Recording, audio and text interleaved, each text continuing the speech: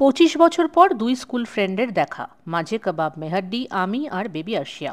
High everyone, welcome back to my channel and my mini vlog series. আজ শোনাবো তোমাদের দুই বন্ধুর গল্প যারা একসময় ছিল ক্লাসমেট, কিন্তু তারপরে হায়ার স্টাডি এবং চাকরির ব্যস্ততায় বন্ধুত্বের জোর কমে গেলেও আবার সুদূর মেক্সিকোয় দুই বন্ধুর রিইউনিয়ন। কাকতালীয়ভাবে একসময় দুজনেই ইউএসএতে থাকতো, কিন্তু ফাইনালি দেখা হলো গুয়াডালাহারায়। প্রসঙ্গত জানিয়ে রাখি, নবারুণের বন্ধু শুভজিৎ দা থাকে শিকাগোয়। বছরখানেক আগে শুভজিৎ দা প্রথমবার মেক্সিকোয় আসে এবং মেক্সিকোর প্রেমে রীতিমতো হাবুডুবু। কয়েক মাস বাদে বাদেই মেক্সিকোর বিভিন্ন শহরে ঘুরতে চলে আসে শুভজিৎ দা, আর এবছর প্রিয় বন্ধু গুয়াডালাহারায় আছে শুনে চলে এসেছে গুয়াডালাহারা ঘুরতে এবং বন্ধুর সঙ্গে দেখা করতে। চলে এসেছি রবিবারের দুপুরে গুয়াডালাহারা ডাউনটাউনে, আর এখানকারই একটি এয়ারবিএনবি রেন্ট করেছে শুভজিৎ দা। এর আগেই কোনো একটি ভ্লগে তোমাদের বলেছিলাম যে ইউএসএর থেকে মেক্সিকোর ডাউনটাউনের কনসেপ্ট একেবারেই আলাদা। ইউএসএতে ডাউনটাউন মানে হলো লাক্সারি, আর মেক্সিকোয়ে ডাউনটাউন মানে এক টুকরো ইতিহাস। যখনই সেন্ট্রোয় আসি তখনই সেই কয়েকশো বছরের পুরনো ইতিহাস যেন চোখের সামনে ফুটে ওঠে। আমরা আজকে যে রেস্টুরেন্টে লাঞ্চ করব তার স্প্যানিশে প্রোনাউন্সিয়েশন লস ইলুস্ট্রেস। রেস্টুরেন্ট সিলেকশনের রেসপন্সিবিলিটি ছিল আমার ওপর। ডাউনটাউনের ভীষণই প্রমিনেন্ট আর বিজিয়েস্ট স্ট্রিটের ওপরেই এই রেস্টুরেন্ট। তবে এই মুহূর্তে আমরা ওয়েট করছি শুভজিতার জন্য। তবে খুব বেশিক্ষণ ওয়েট করতে হয়নি, অপেক্ষার অবসান। ফাইনালি এত বছর পরে দুই বন্ধুর দেখা, আর আমি সেই মুহূর্ত ফ্রেমবন্দি করলাম। চলে এলাম রেস্টুরেন্টে। সানডের দুপুরে বেশ ভালোই ক্রাউড। সেকেন্ড ফ্লোরে এই রেস্টুরেন্ট, আর রেস্টুরেন্টের ভেতরে বসে বাইরে সুন্দর ক্যাথিড্রালের ভিউ তোমরা এনজয় করতে পারবে।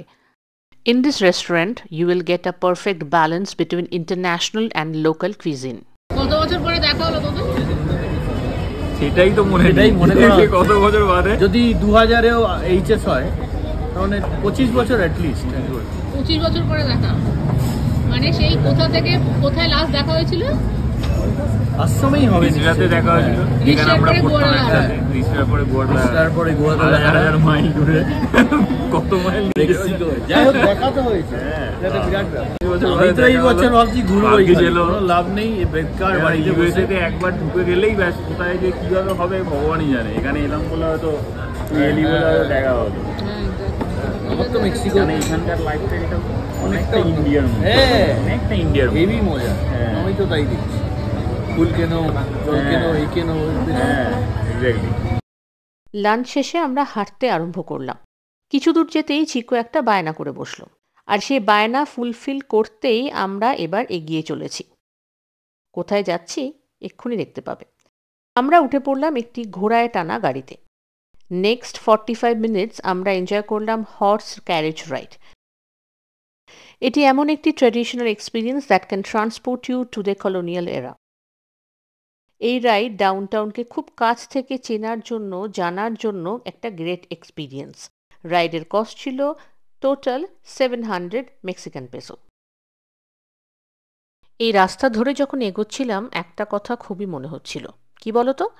মনে হচ্ছিল যে এই রাস্তার আনাচে কানাচে, অলিতে গলিতে কতই না ইতিহাস, কতই না স্মৃতি, কতই না গল্প রয়েছে, যা সাধারণ মানুষের কাছে হয়তো এখনো অনেকটাই অজানা।